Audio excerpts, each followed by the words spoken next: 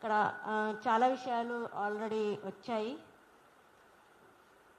ఇక్కడ తెలంగాణ గవర్నమెంట్ హైదరాబాదులో మే 7వ తేదీ నుంచి 31వ తేదీ వరకు 72వ మిస్ వరల్డ్ అందాల పోటీల్ని నిర్వహించబోతుంది.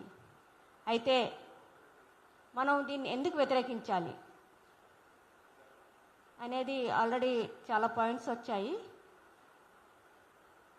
యాక్చువల్గా ఈ అందాల పోటీలు నిర్వహించడం ద్వారా మొత్తం కాస్మెటిక్ బిజినెస్ని, కాస్మెటిక్ కంపెనీస్కి వేల కోట్ల రూపాయలని లాభాలని చేకూర్చడానికే ఈ అందాల పోటీలు అనేవి నిర్వహించబడతాయి.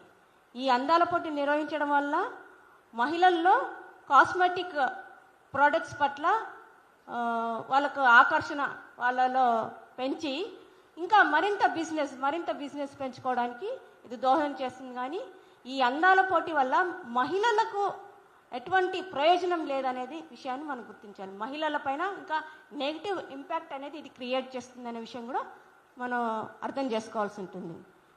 ఈరోజు ఎట్లా ఉందంటే అందాల పోటీ నిర్వహించడం తప్పేంటి అనే విధంగా సమాజంలో ఒక రకమైన అభిప్రాయం అనేది నెలకొని ఉంది.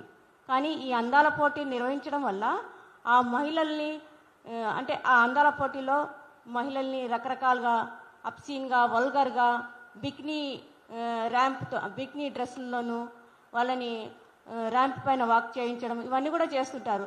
అంతేకాకుండా మహిళల్ని కొలతలు బిగించి ఇంత సన్నగా ఉండాలి, ఇంత లావుగా ఉండాలి, ఈ కొలతలతో ఫిజికల్ కొలతలతో ఒకరిని అందమైన వాళ్ళుగా ఎట్లా నిర్ణయిస్తారు? ఇది చాలా అనైతికమైనది, ఇది తప్పు.